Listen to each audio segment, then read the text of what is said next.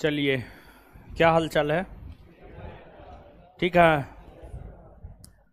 चलिए आ जाइए। तो क्या पढ़ा रहे थे? मैसूरना।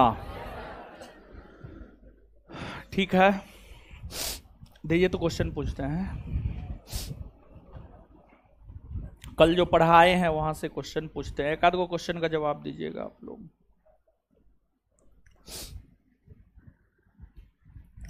खड़ा होइए हीरो। बताइए, पालखेड़ा का युद्ध कब हुआ है?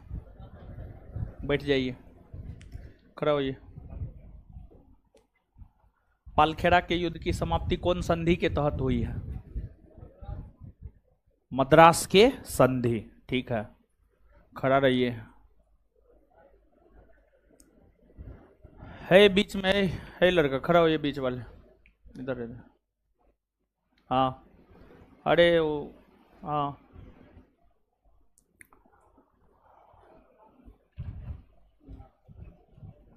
पोर्टोनोवा का युद्ध कब हुआ है? हाँ, क्लास छूटा हुआ है। कभी आते हैं कभी नहीं आते हैं।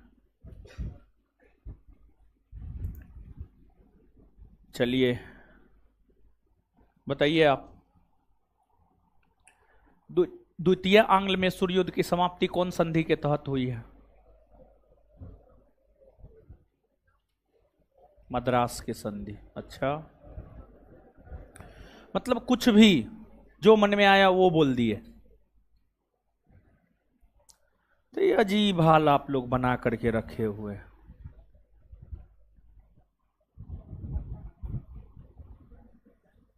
पढ़ने लिखने से कोई मतलब ही नहीं। बैठ जाइए सब। देखिए, 18वीं सदी में नवीन स्वायत्त क्षेत्रीय राज्य के विषय में हम आपको बतला रहे हैं। 18वीं सदी में नवीन स्वायत्त क्षेत्रीय राज्य के विषय में जो हम आपको बतला रहे हैं, इसमें बंगाल, अवध, हैदराबाद बतला चुके हैं और अभी वर्तमान में हम आपको बतला रहे हैं मैसूर के विषय में। मैसूर के विषय में बतला रहे हैं। और मैसूर में स्वतंत्र शासन की स्थापना 18वीं सदी में हैदर अली ने किया था। और हैदर अली मैसूर में स्वतंत्र शासन की स्थापना किया और हैदर अली अंग्रेजों से लड़ते हुए द्वितीय आंग्ल मैसूर युद्ध के दौरान मारे गए। हैदर अली के मारे जाने के बाद हैदर अली का उत्तराधिकारी उसका बेटा टीपू सुल्तान बना। हैदर अली का उत्तराधिकारी उसका बेटा टीपू सुल्तान बना। टीपू सुल्तान के विषय में ही आज के सेशन में हम लोगों को जानना है। और टीपू सुल्तान की अगर हम लोग बात करें तो जो टीपू सुल्तान है, टीपू सुल्तान का शासन काल है 1782 से 1799। 1782 से 1799 टीपू सुल्तान का शासनकाल है। टीपू सुल्तान राजनीतिक तौर पर काफी दूरदर्शी व्यक्ति था और टीपू सुल्तान अपने पिता के विपरीत बादशाह की उपाधि धारण किया था। बादशाह। इनके पिता हैदर अली ने कोई शाही उपाधि धारण नहीं किया था। टीपू सुल्तान के पिता हैदर अली ने किसी भी प्रकार का कोई शाही उपाधि प्रदान नहीं किया, शाही उपाधि धारण नहीं किया था। वहीं टीपू सुल्तान की अगर हम लोग बात करें तो टीपू सुल्तान ने बादशाह की उपाधि धारण किया। और टीपू सुल्तान काफी साहसी, निडर हुआ करते थे और वे अपने आप को नागरिक टीपू भी कहकर पुकारा करता था। और कई भाषाओं के जानकार थे, पढ़े लिखे थे, विद्वान थे। कन्नड़, उर्दू, अरबी, फारसी, ये तमाम भाषाओं के जानकार थे टीपू सुल्तान। और टीपू सुल्तान काफी वीर और साहसी भी थे। और टीपू सुल्तान का मानना था भेड़ की तरह, भेड़ जानवर होता है, भेड़ की तरह लंबी जिंदगी जीने से बेहतर है एक दिन ही जिए मगर शेर की तरह जिए। और उनकी वीरता, उनके लड़ाकूपन और उनके साहस के कारण ही टीपू सुल्तान को शेरे मैसूर कहा जाता है। टीपू सुल्तान को शेरे मैसूर कहा जाता है। और उन्होंने अपनी सेना का गठन टीपू सुल्तान ने अपनी सेना का गठन यूरोपीय पद्धति पर किया। और उनका अपना मानना था कि अगर हमारी सेना मजबूत होंगी तभी हम आगे बढ़ पाएंगे, अपने साम्राज्य को आगे बढ़ा पाएंगे, अपने साम्राज्य को अस्तित्व में रख पाएंगे। और इसी वजह से उन्होंने अपनी सेना का पुनर्गठन यूरोपीय पद्धति से किया था। टीपू सुल्तान ने अपनी सेना का पुनर्गठन जो है आपको यूरोपीय पद्धति से किया था। और युद्ध में टीपू सुल्तान के द्वारा ही सर्वप्रथम रॉकेट का प्रयोग किया गया था। रॉकेट का प्रयोग किया गया था। और टीपू सुल्तान कई भाषाओं के जानकार के साथ साथ टीपू सुल्तान ने कई सारी नई व्यवस्थाओं को अपने शासनकाल में लागू करने का काम किया था। जैसे कि टीपू सुल्तान ने अपने नाम से मुद्रा चलवाया, माप तौल की नई प्रणाली का विकास किया, अपने नाम का मुद्रा चलवाया, संबत चलवाया। नया संबत चलवाने का काम टीपू सुल्तान ने किया। और टीपू सुल्तान के विषय में कहा जाता है कि इन्हीं के शासनकाल के दौरान 1789 ईस्वी में, आप यहां पर देख सकते हैं 1782 से 1799 के बीच में ही आता है 1789। टीपू सुल्तान के शासनकाल के समय ही 1789 ईस्वी में फ्रांसीसी क्रांति हुआ था। और उस फ्रांसीसी क्रांति से टीपू सुल्तान काफी अधिक प्रभावित था। और फ्रांसीसी क्रांति को जब आप पढ़ेंगे तो फ्रांसीसी क्रांति का एक नारा है, स्वतंत्रता, समानता और बंधुत्व। फ्रांसीसी क्रांति का एक नारा है स्वतंत्रता, समानता और बंधुत्व। फ्रांसीसी क्रांति में जो स्वतंत्रता, समानता और बंधुत्व का नारा दिया गया था उससे टीपू सुल्तान काफी प्रभावित थे। और टीपू सुल्तान ने अपनी राजधानी श्रीरंगपट्टनम में, टीपू सुल्तान की राजधानी हुआ करती थी श्रीरंगपट्टनम। टीपू सुल्तान अपनी राजधानी श्रीरंगपट्टनम में जो है आपको स्वतंत्रता का वृक्ष लगवाया। मतलब स्वतंत्रता का कोई वृक्ष नहीं होता है, एक वृक्ष को प्रतीकात्मक रूप से स्वतंत्रता का वृक्ष कह दिया। मतलब वह यह दिखलाना चाहता था कि हम स्वतंत्रता के पक्षधर हैं, हम अंग्रेजों से भारत को आजादी दिलाने के पक्षधर हैं। जो अंग्रेज भारत को अपना गुलाम बना रहा है, हम उससे भारत को आजादी दिलाना चाहते हैं। और दूसरा संदेश टीपू सुल्तान यह देना चाहता था कि हम फ्रांसीसियों के साथ खड़े हैं। ये सब संदेश टीपू सुल्तान जो है स्वतंत्रता का वृक्ष अपनी राजधानी नगर श्रीरंगपट्टनम में लगा कर देना चाहते थे। और फ्रांस में जो फ्रांसीसी क्रांति हो रही थी, उस फ्रांसीसी क्रांति के दौरान कई सारे क्लब फ्रांसीसी क्रांति में अपना योगदान दे रहा था। उन्हीं क्लबों में एक जैकोबिन क्लब था, जो जैकोबिन क्लब फ्रांसीसी क्रांति में क्रांतिकारियों को सहयोग करने का काम कर रहा था। तो टीपू सुल्तान यह भी दिखलाना चाहता था कि हम भी फ्रांसीसी क्रांति में फ्रांसीसी क्रांतिकारियों के साथ है।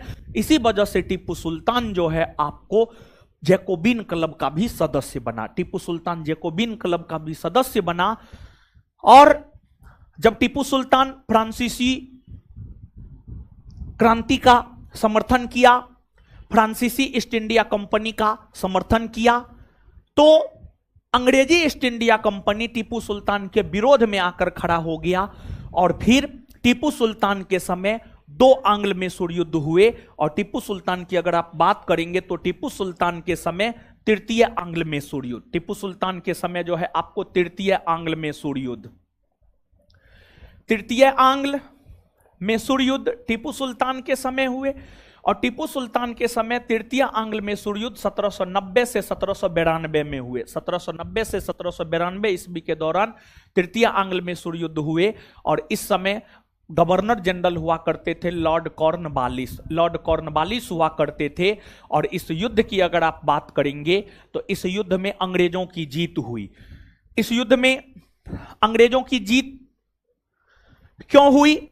इस युद्ध में अंग्रेजों के जीत के पीछे रीजन यह था कि इस युद्ध में एक तरफ टीपू सुल्तान अकेले खड़ा था, दूसरी तरफ अंग्रेजों का साथ हैदराबाद का निजाम दे रहा था, अंग्रेजों का साथ मराठा पेशवा दे रहा था। तो इस युद्ध में हैदराबाद के निजाम और मराठा पेशवा की अगर बात की जाए तो अंग्रेजों का साथ दे रहा था। हैदराबाद के निजाम और मराठा पेशवा अंग्रेजों का साथ दे रहा था, अंग्रेजों का साथ दे रहा था। इसी वजह से इस युद्ध में जो है आपको अंग्रेजों की जीत हुई। और अंततः इस युद्ध की समाप्ति 1792 ईस्वी में हुए श्रीरंगपट्टनम के संधि के तहत हुआ। 1792 ईस्वी में हुए श्रीरंगपट्टनम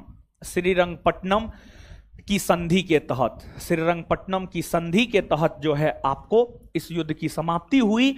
और इस युद्ध के क्रम में ही यह युद्ध जो 1790 से 1792 के बीच हुए थे, इस युद्ध के क्रम में मराठा पेशवा टीपू सुल्तान के विरोध में थे। और कहा जाता है कि मराठा पेशवा ने या मराठों ने कर्नाटक के श्रृंगेरी के शारदा मंदिर को क्षति पहुंचाया था। मराठा पेशवा ने कर्नाटक के श्रृंगेरी के शारदा मंदिर को 1791 में क्षति पहुंचाया था।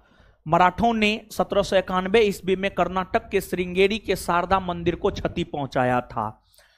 और जब मराठा पेशवा ने शारदा मंदिर को क्षति पहुंचाया तो उस मंदिर के पुनर्निर्माण में, शारदा मंदिर के पुनर्निर्माण में टीपू सुल्तान ने कुछ धन दान में देने का काम किया था। जबकि टीपू सुल्तान एक मुस्लिम शासक था, मुस्लिम शासक होने के बावजूद भी टीपू सुल्तान हिंदू मंदिरों के पुनर्निर्माण में दान देने का काम किया था। देखिए, टीपू सुल्तान व्यक्तिगत तौर पर धर्म को लेकर काफी रूढ़िवादी था। व्यक्तिगत तौर पर धर्म को लेकर के काफी रूढ़िवादी प्रवृत्ति का था। लेकिन सामाजिक तौर पर जो है उतना रूढ़िवादिता टीपू सुल्तान नहीं दिखाने का काम किया करता था। और जो आपको तृतीय आंग्ल मैसूर युद्ध है, तृतीय आंग्ल मैसूर युद्ध में टीपू सुल्तान की हार हुई।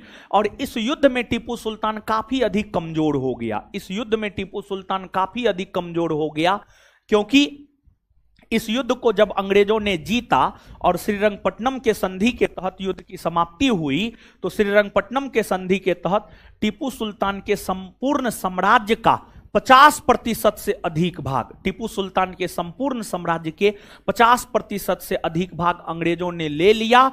और अंग्रेजों ने टीपू सुल्तान के उस क्षेत्र में से कुछ भाग मराठों को दिया, कुछ हैदराबाद के निजाम को दिया, और अधिकतर भाग अंग्रेज अपने अधीन कर लिया था। और इसी युद्ध को जब लॉर्ड कॉर्नवालिस जीता था तो लॉर्ड कॉर्नवालिस ने यह कहा कि मैंने अपने मित्र को शक्तिशाली बनाए बगैर ही अपने शत्रु को पंगु बना दिया। तृतीय आंग्ल मैसूर युद्ध को जीतने के बाद ही कॉर्नवालिस ने यह कहा। एक प्रकार से कहिए तो तृतीय आंग्ल मैसूर युद्ध में टीपू सुल्तान की हार ने टीपू को पंगु बना दिया। लेकिन टीपू की योग्यता, सैन्य कुशलता और राजनीतिक दूरदर्शिता के वजह से टीपू सुल्तान कुछ और समय तक मैसूर के शासक बने रहे। लेकिन टीपू घुट घुट कर जीवन जी रहा था। और फिर अंततः टीपू सुल्तान और अंग्रेजी ईस्ट इंडिया कंपनी के बीच 1799 ईस्वी में एक युद्ध हुआ, जिस युद्ध को इतिहास में चतुर्थ आंग्ल मैसूर युद्ध कहा जाता है। और चतुर्थ आंग्ल मैसूर युद्ध की अगर आप बात करेंगे तो जो चतुर्थ आंग्ल मैसूर युद्ध है, चतुर्थ आंग्ल मैसूर युद्ध चतुर्थ आंग्ल मैसूर युद्ध 1799 ईस्वी में हुआ और इस समय लॉर्ड वेलेजली बंगाल के गवर्नर जनरल हुआ करते थे और यह युद्ध भी अंग्रेजी कंपनी और टीपू सुल्तान के बीच हुआ था और इस युद्ध के क्रम में टीपू सुल्तान मारा गया। इस युद्ध के क्रम में टीपू सुल्तान मारा गया और चतुर्थ आंग्ल मैसूर युद्ध के क्रम में जब टीपू सुल्तान मारा गया तो अंग्रेजों ने मैसूर के गद्दी पर वडियार वंश के अल्पायु शासक कृष्णराज तृतीय को बैठाया और कृष्णराज तृतीय को बैठा करके 1799 ईस्वी में सहायक संधि पर उससे हस्ताक्षर करवा लिया और सहायक संधि पर हस्ताक्षर करवाने के बाद 1799 ईस्वी में मैसूर को जीतकर ब्रिटिश साम्राज्य में वेलेजली ने मिलाने का काम किया और मैसूर को सहायक संधि के तहत 1799 ईस्वी में वेलेजली ने ब्रिटिश साम्राज्य में मिलाने का काम किया। समझ गए? यही है। अब नीचे से लिखिए, हेडिंग मारिए टीपू सुल्तान।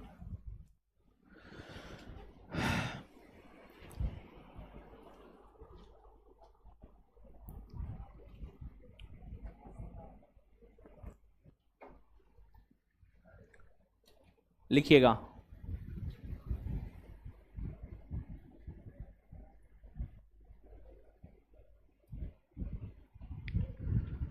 लिखिए, लिखिए।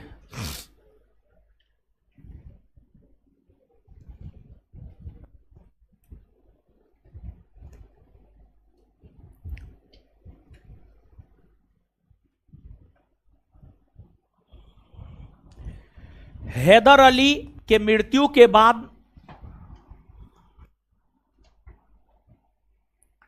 हैदर अली की मृत्यु के बाद हैदर अली की मृत्यु के बाद उसका बेटा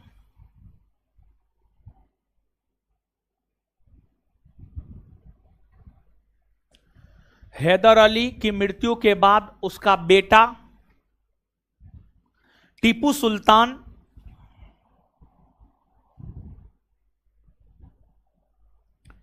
मैसूर की गद्दी पर बैठा। टीपू सुल्तान मैसूर की गद्दी पर बैठा।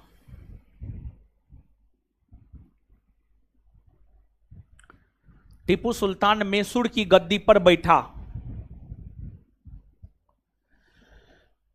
टीपू ने बादशाह की उपाधि धारण किया।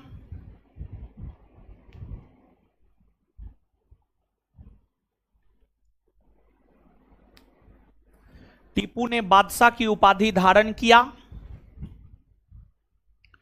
टीपू ने बादशाह की उपाधि धारण किया और अपने नाम का सिक्का चलवाया।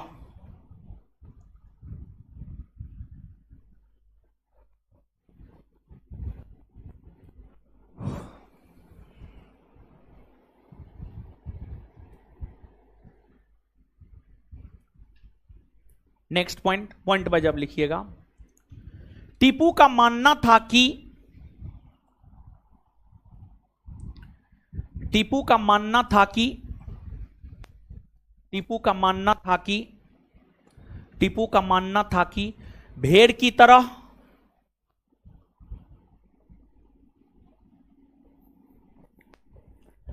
टीपू का मानना था कि भेड़ की तरह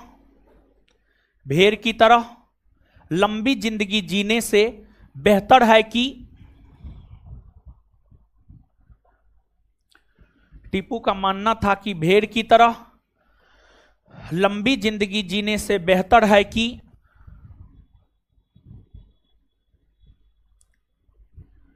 टीपू का मानना था कि भेड़ की तरह लंबी जिंदगी जीने से बेहतर है कि एक दिन ही जिए मगर शेर की तरह जिए।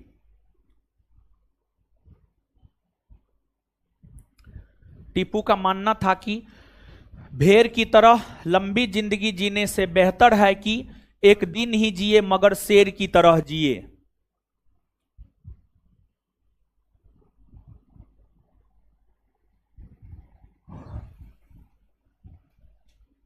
नेक्स्ट पॉइंट टीपू के वीरता, नेक्स्ट पॉइंट, टीपू के वीरता के कारण उन्हें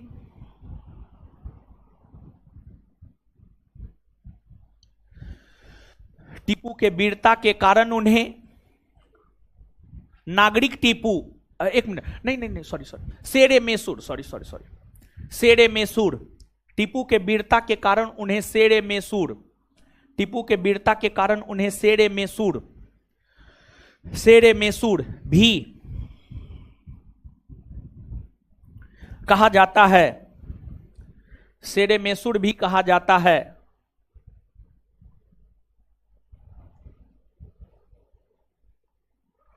टीपू को नागरिक टीपू तथा सीधा साधा दैत्य भी कहा जाता है, टीपू को नागरिक टीपू तथा सीधा साधा दैत्य भी कहा जाता है, टीपू को नागरिक टीपू तथा सीधा साधा दैत्य भी कहा जाता है,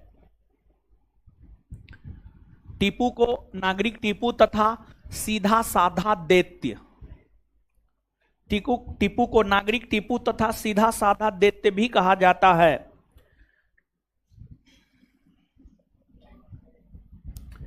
टीपू को नागरिक टीपू तथा सीधा साधा दैत्य भी कहा जाता है, टीपू को नागरिक टीपू तथा सीधा साधा दैत्य भी कहा जाता है, full stop. Next point, Tipu कई भाषा,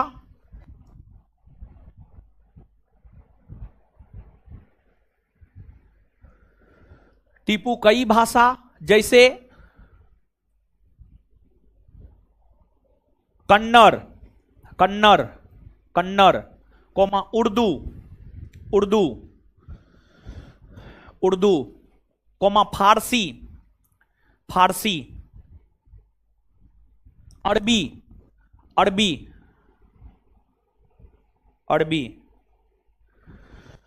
इत्यादि जानता था।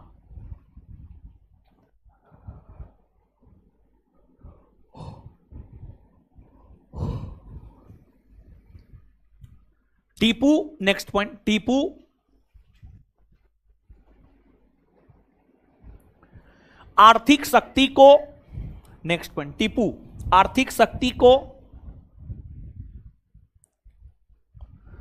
आर्थिक शक्ति को सैन्य शक्ति का, टीपू आर्थिक शक्ति को सैन्य शक्ति का नींव मानता था, टीपू आर्थिक शक्ति को सैन्य शक्ति का नींव मानता था, टीपू आर्थिक शक्ति को सैन्य शक्ति का नींव मानता था, टीपू आर्थिक शक्ति को सैन्य शक्ति का नींव मानता था, टीपू आर्थिक शक्ति को सैन्य शक्ति का नींव मानता था, टीपू आर्थिक शक्ति को सैन्य शक्ति का नींव मानता था।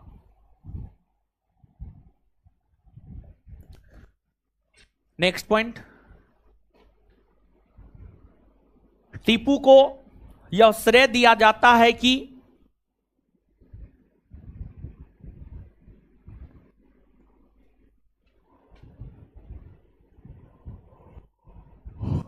टीपू को यह श्रेय दिया जाता है कि उन्होंने ही सर्वप्रथम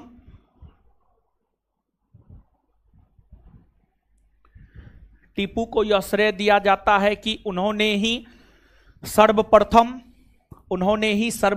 युद्ध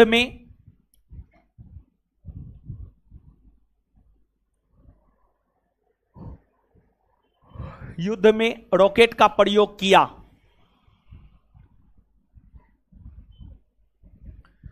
उन्होंने ही सर्वप्रथम युद्ध में रॉकेट का प्रयोग किया। उन्होंने ही सर्वप्रथम युद्ध में रॉकेट का प्रयोग किया। नेक्स्ट पॉइंट, टीपू ने अपनी सेना का पुनर्गठन, टीपू ने अपनी सेना का पुनर्गठन यूरोपीय पद्धति से किया। टीपू ने अपनी सेना का पुनर्गठन यूरोपीय पद्धति से किया।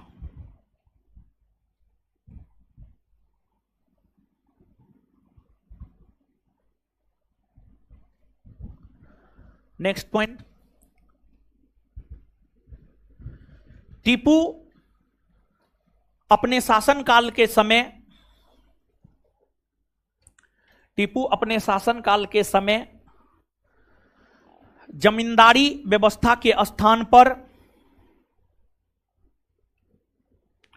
टीपू अपने शासनकाल के समय जमींदारी व्यवस्था के स्थान पर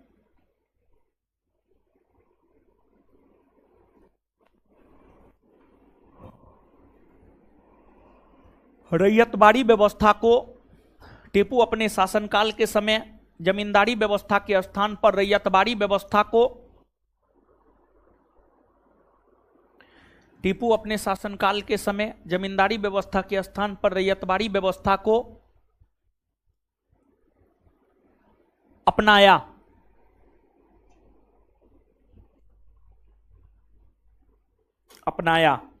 नेक्स्ट पॉइंट, विदेशी व्यापार। नेक्स्ट पॉइंट, विदेशी व्यापार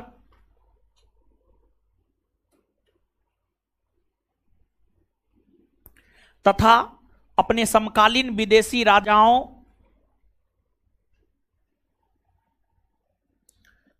विदेशी व्यापार तथा अपने समकालीन विदेशी राजाओं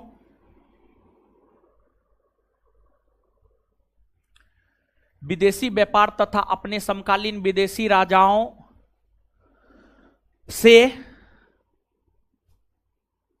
मैत्रीपूर्ण संबंध बनाए रखने के लिए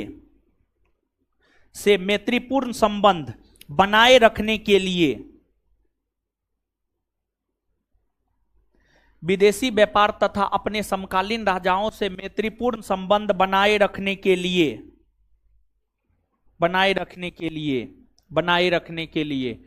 टीपू ने फ्रांस,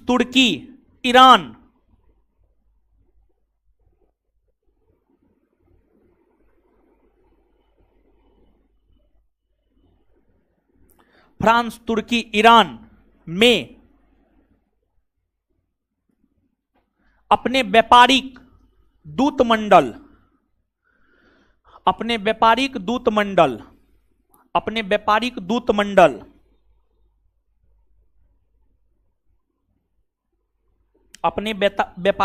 मंडल तथा अरब, कस्तुनतुनिया, काबुल, मॉरिशस में तथा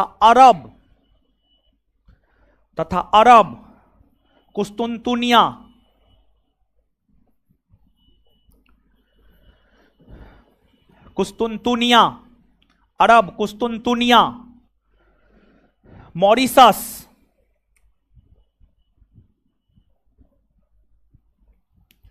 में अपने दूत भेजे। अरब, कुस्तुनतुनिया, मॉरिशस में अपने दूत भेजे।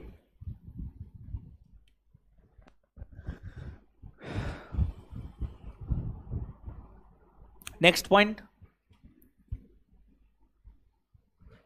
मराठों ने श्रृंगेरी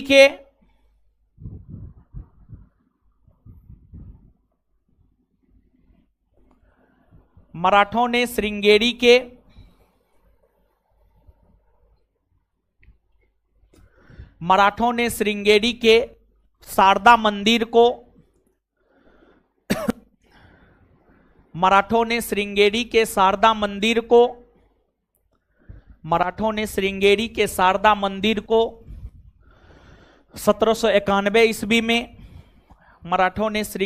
शारदा मंदिर को 1791 ईस्वी में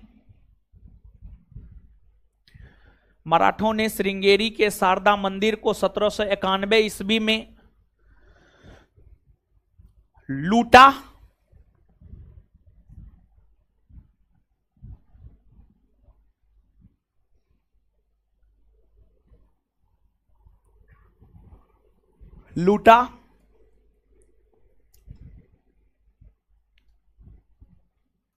कालांतर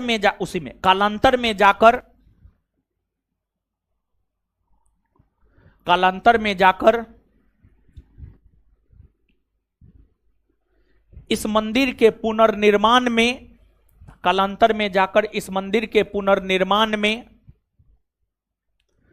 कालांतर में जाकर इस मंदिर के पुनर्निर्माण में, कालांतर में जाकर इस मंदिर के पुनर्निर्माण में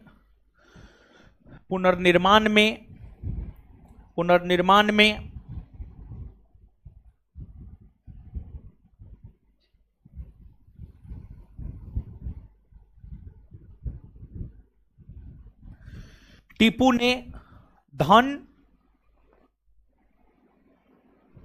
ने धन दान में दिया था। टीपू ने धन दान में दिया था।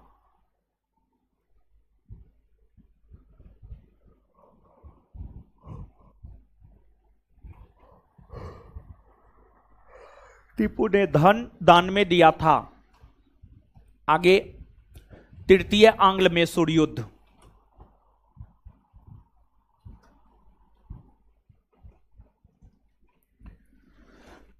तृतीय आंग्ल मैसूर युद्ध। तृतीय आंग्ल मैसूर युद्ध। डैश देकर लिखिए, यह युद्ध 1790 ईस्वी से 1792 ईस्वी के दौरान, यह युद्ध 1790 ईस्वी से 1792 ईस्वी के दौरान हुए हैं। यह युद्ध 1790 ईस्वी से 1792 ईस्वी के दौरान हुए हैं।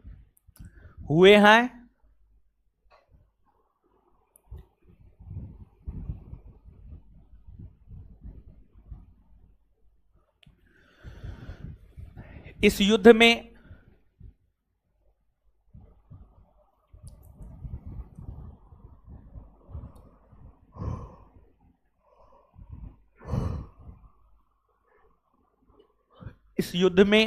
अंग्रेजी कंपनी की सेना ने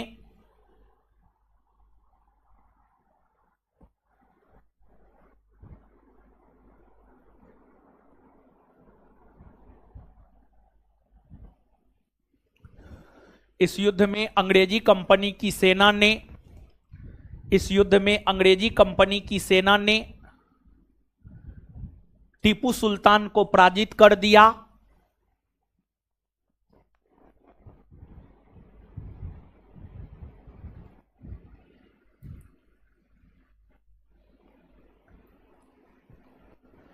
इस युद्ध में अंग्रेजी कंपनी की सेना ने टीपू सुल्तान को पराजित कर दिया। Full stop. टीपू के पराजय का कारण यह था कि इस युद्ध में,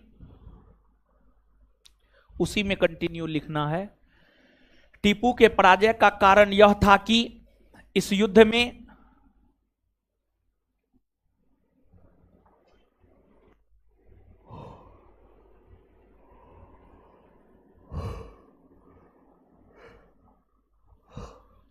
टीपू के पराजय का कारण यह था कि इस युद्ध में हैदराबाद के निजाम और मराठा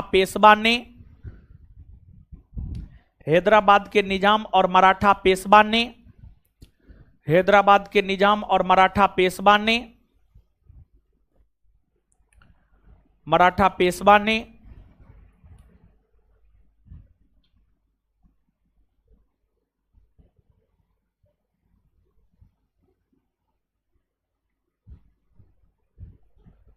अंग्रेजी कंपनी का साथ दिया था।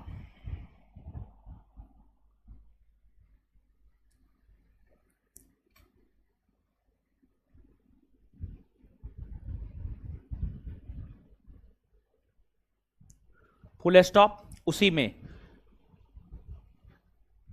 इस युद्ध के समय बंगाल के गवर्नर जनरल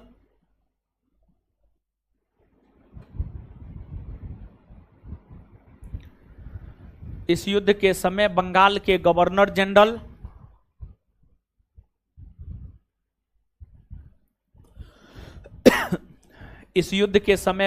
के गवर्नर जनरल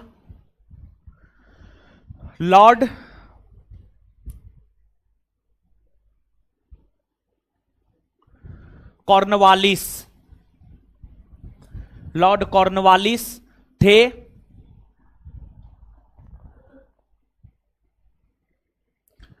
लॉर्ड कॉर्नवालिस थे।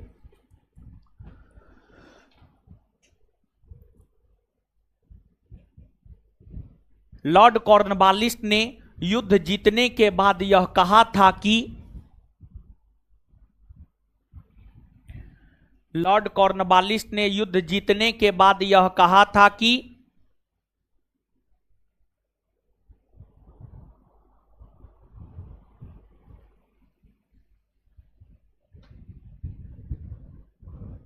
लॉर्ड कॉर्नवालिस ने यह कहा था कि लॉर्ड कॉर्नवालिस ने यह कहा था कि मैंने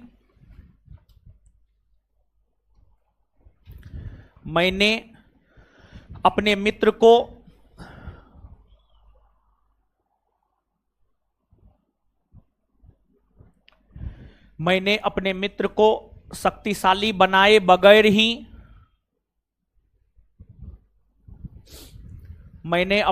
को शक्तिशाली बनाए बगैर ही अपने शत्रु को पंगु बना दिया। मैंने अपने मित्र को शक्तिशाली बनाए बगैर ही अपने शत्रु को पंगु बना दिया। मैंने अपने मित्र को शक्तिशाली बनाए बगैर ही अपने शत्रु को पंगु बना दिया।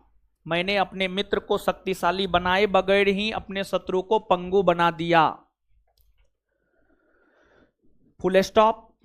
इस युद्ध की समाप्ति इस युद्ध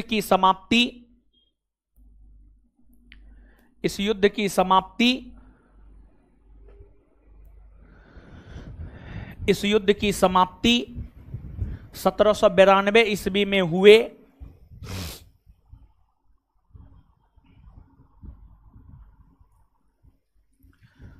इस युद्ध की समाप्ति 1792 ईस्वी में हुए श्रीरंगपट्टनम के संधि के तहत।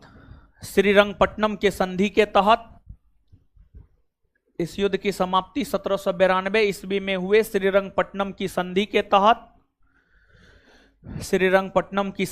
तहत हुआ है।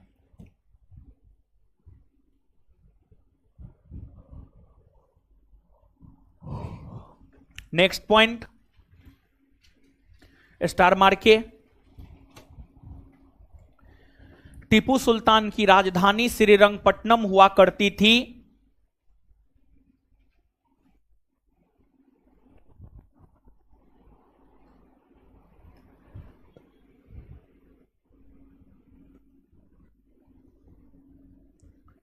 टीपू सुल्तान की राजधानी श्रीरंगपट्टनम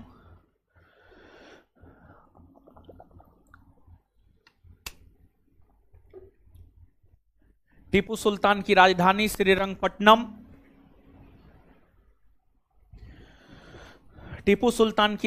श्रीरंगपट्टनम हुआ करती थी, जहां उन्होंने स्वतंत्रता का वृक्ष लगवाया।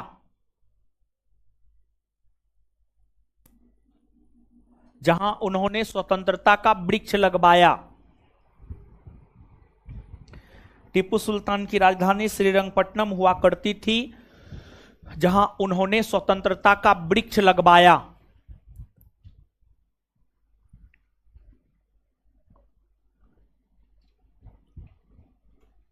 नेक्स्ट पॉइंट,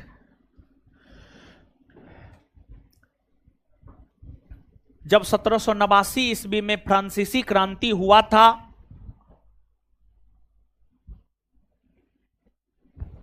जब 1789 ईस्वी में फ्रांसीसी क्रांति हुआ था,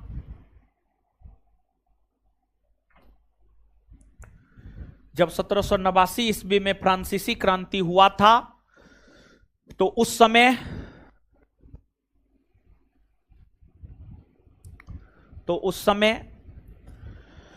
मैसूर के शासक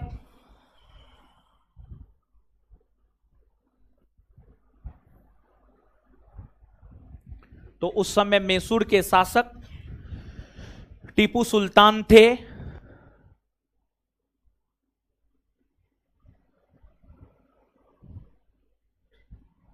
मैसूर के शासक टीपू सुल्तान थे, जो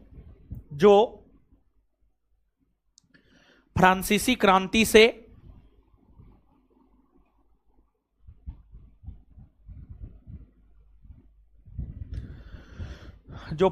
क्रांति से काफी प्रभावित था।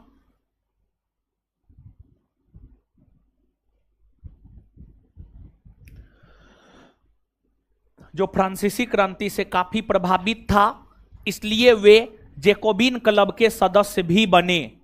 इसलिए वे जैकोबिन क्लब के सदस्य भी बने। इसलिए वे जैकोबिन क्लब के सदस्य भी बने। इसलिए वे जैकोबिन क्लब के सदस्य भी बने। इसलिए वे जैकोबिन क्लब के सदस्य भी बने। इसलिए वे जैकोबिन क्लब के सदस्य भी बने। इसलिए वे जैकोबिन क्लब के सदस्य भी बने। जैकोबिन क्लब के सदस्य भी बने।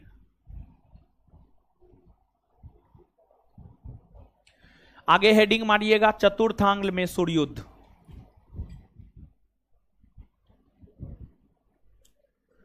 चतुर्थांग्ल मैसूर युद्ध।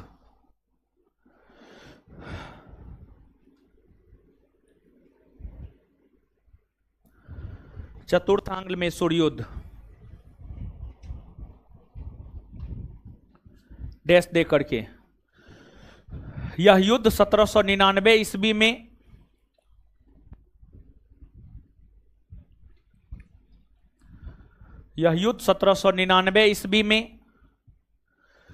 अंग्रेजी कंपनी और टीपू सुल्तान के बीच हुआ।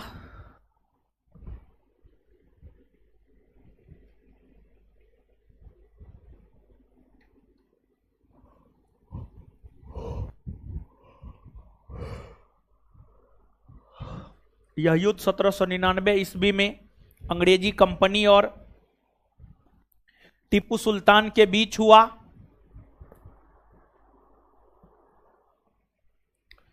इस युद्ध के दौरान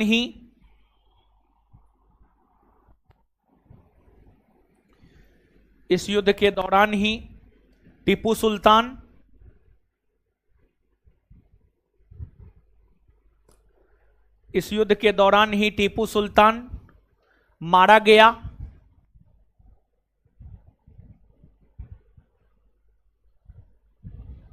इस युद्ध के दौरान ही टीपू सुल्तान मारा गया। इस युद्ध के दौरान ही टीपू सुल्तान मारा गया। तत्पश्चात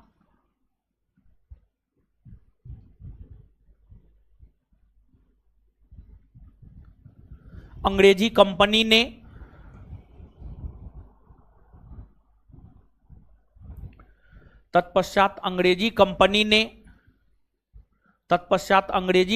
ने वडियार वंश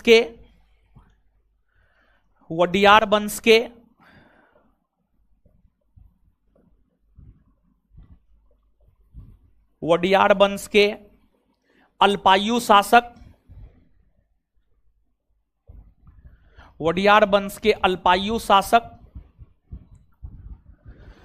कृष्णराज तृतीय को वडियार वंश के अल्पायु शासक कृष्णराज तृतीय को वडियार वंश के अल्पायु शासक कृष्णराज तृतीय को वडियार वंश के अल्पायु शासक कृष्णराज तृतीय को वडियार वंश के अल्पायु शासक कृष्णराज तृतीय को कृष्णराज तृतीय को कृष्णराज तृतीय को कृष्णराज तृतीय को सहायक संधि पर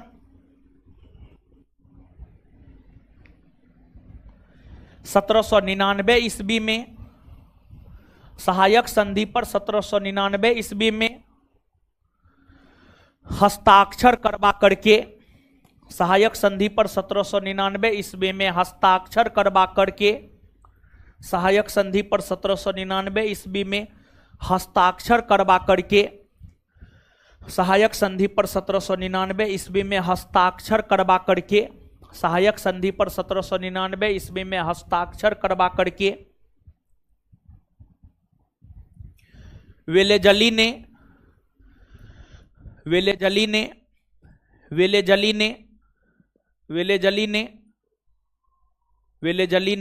मैसूर को वेलेजली ने मैसूर को ब्रिटिश साम्राज्य में, वेलेजली ने मैसूर को ब्रिटिश साम्राज्य में मिलाने की घोषणा किया, मिलाने की घोषणा किया। चलिए अब थोड़ा जगह छोड़ दीजिए और आगे हेडिंग मारिए, सिख धर्म और रंजीत सिंह। सिख धर्म और रंजीत सिंह, अगला टॉपिक है सिख धर्म और रंजीत सिंह।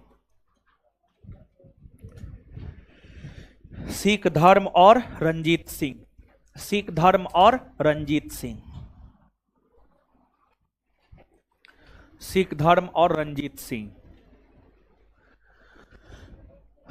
चलिए अब सुनिए, अब जो है सुनिए, क्या जितना समझाए हैं लिखा दिए हैं, पढ़िए उसको, पढ़िए उसको। और एक बात ध्यान में रखना है, पूरा मैसूर को पढ़ना है, मैसूर शुरू से अंतिम तक पढ़ना है, एक साथ पूरा मैसूर याद करवा देंगे।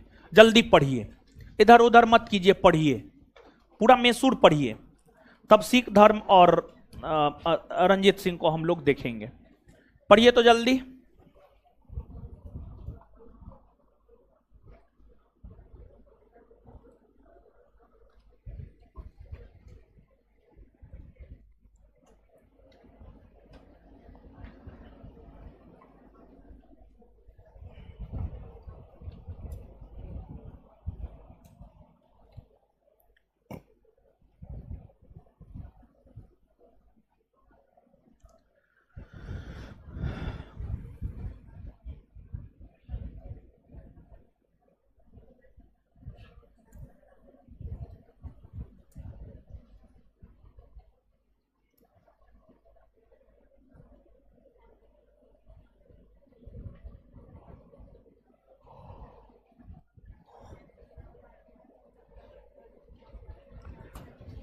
पढ़िए जल्दी, ऑनलाइन वाले आप लोग भी पढ़, आप लोग को भी पढ़ने बोले हैं।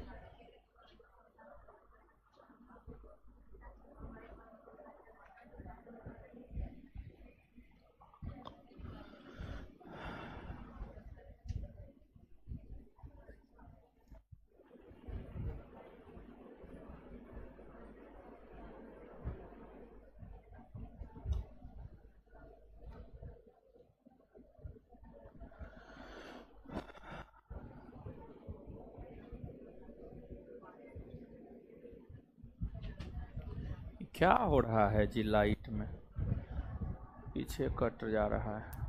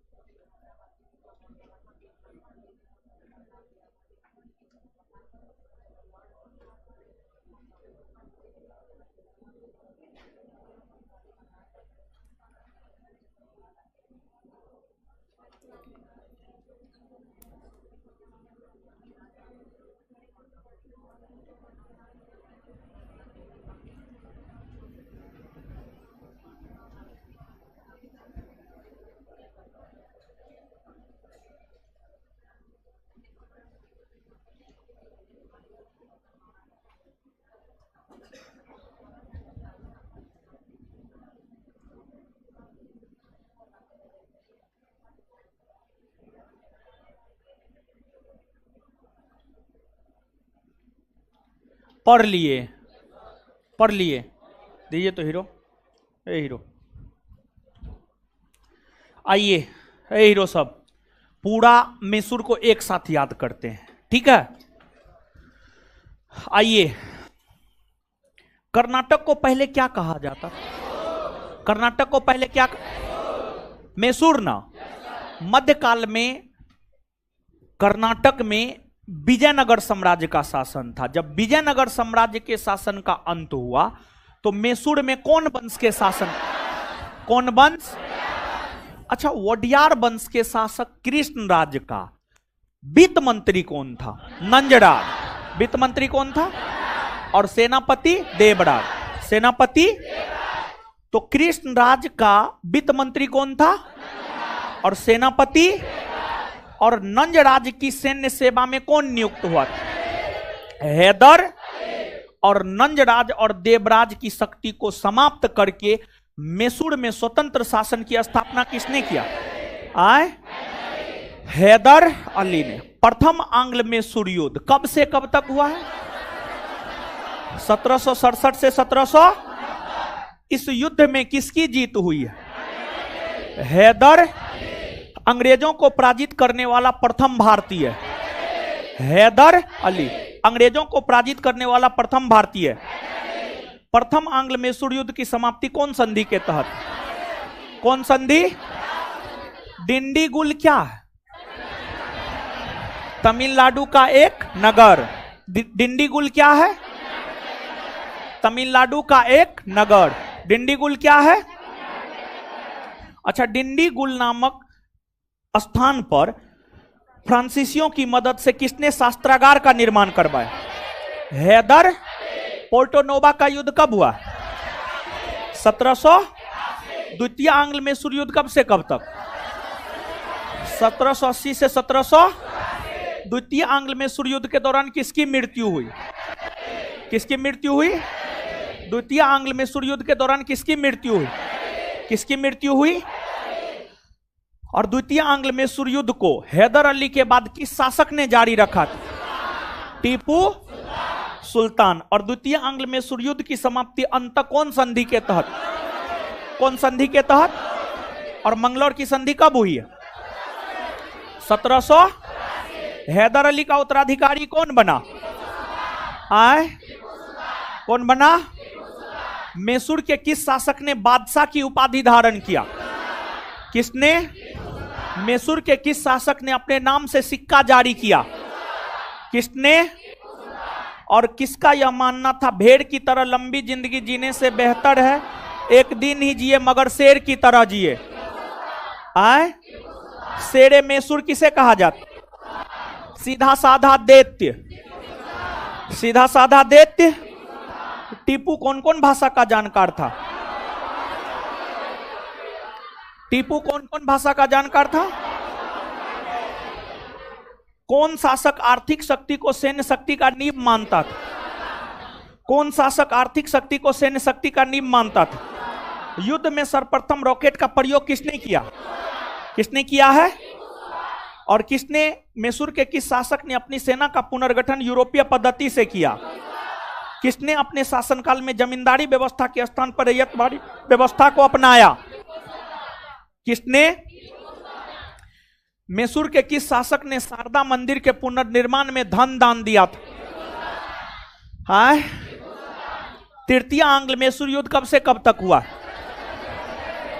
1790 से। तृतीय आंग्ल मैसूर युद्ध कब से कब तक हुआ है? तृतीय आंग्ल मैसूर युद्ध की समाप्ति कौन संधि के तहत हुआ? कौन संधि? श्रीरंगपट्टनम। श्रीरंगपट्टनम की संधि कब हुई है? 1792। श्रीरंगपट्टनम की संधि कब हुई है? श्रीरंगपट्टनम की संधि कब हुई है? 1700। और तृतीय आंग्ल मैसूर युद्ध के समय बंगाल के गवर्नर जनरल कौन थे? Lord Cornwallis. Lord corn. और तृतीय आंग्ल मैसूर युद्ध को जीतने के बाद किसने यह कहा था, मैंने अपने मित्र को शक्तिशाली बनाए बगैर ही अपने शत्रु को पंगु बना दिया? कौन बोला था? Lord corn. और टीपू सुल्तान की राजधानी कहां थी? टीपू सुल्तान किस क्रांति से प्रभावित था? आए? टीपू सुल्तान कौन क्रांति से प्रभावित था? टीपू सुल्तान किस क्लब का सदस्य बना था? किस क्लब का? चतुर्थांग मैसूर युद्ध कब हुए? कब हुए हैं? चतुर्थांग मैसूर युद्ध कब हुए? और किस युद्ध के दौरान टीपू सुल्तान मारा गया? चतुर्थांग मैसूर युद्ध। किस युद्ध के दौरान टीपू सुल्तान मारा गया? किस युद्ध के दौरान? और चतुर्थांग मैसूर युद्ध के दौरान बंगाल के गवर्नर जनरल कौन थे? कौन थे? कौन थे? और लॉर्ड वेलेजली ने सहायक संधि पर हस्ताक्षर करवा करके मैसूर को मिलाया। मैसूर को ब्रिटिश साम्राज्य में कब मिलाया गया? 1700। मैसूर को कब मिलाया गया? किस आधार पर? सहायक संधि। सहायक संधि पर हस्ताक्षर करवा करके। किस आधार पर? और किस गवर्नर जनरल ने मिलाया? Lord Wellesley. चलिए अगला टॉपिक है सिख धर्म और रंजीत सिंह। अगले क्लास में ही पढ़ेंगे, ठीक है? शुरू करेंगे इसको अगले क्लास में, समझे? आज के लिए इतना ही रहने दीजिए, समझे? अगला चैप्टर शुरू करेंगे अगले क्लास में। क्या विचार? हाँ, जाइए आज एनआईटी घाट घूमिए आप लोग।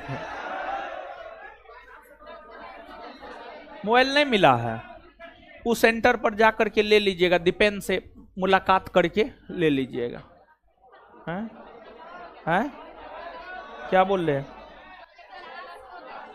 हाँ, सुनिए, कल आपका क्लास नहीं है, ठीक है? कल शनिवार है ना? कल शनिवार है, क्लास नहीं है, ठीक है? अब सीधे सोमवार को क्लास है, सीधे सोमवार को, ठीक है? सीधे सोमवार को। ऐसे तो सोमवार को बिट्टू सर का क्लास होना चाहिए, लेकिन अगर मैं भी मान लिया जाए उनका नहीं होगा तो मेरा होगा। सीधे सोमवार को क्लास है। ऐसे बिट्टू सर आ जाना चाहिए, सोमवार से पहले आ जाएंगे, सोमवार तक आ जाएंगे, सोमवार से पहले आ जाएंगे जहां तक हमें सोचना है। अगर उनका नहीं होगा तो मेरा होगा सोमवार को। कल शनिवार है, कल आपका क्लास नहीं है। घर पे जाकर के, जो छुट्टी है कल और परसों 2 दिन, घर पर जाकर के चीजों का रिवीजन कीजिए। जो आप प्राचीन पढ़ लिए हैं, मध्यकालीन पढ़ लिए हैं, उसका रिवीजन कीजिए, ठीक है? 7 से 9 बैच तो कल ही बंद कर दिए थे हम, ठीक है? 7 से 9 बंद है, ठीक है? हमको निकलने दीजिए, तब निकलिएगा। धन्यवाद सभी लोगों का।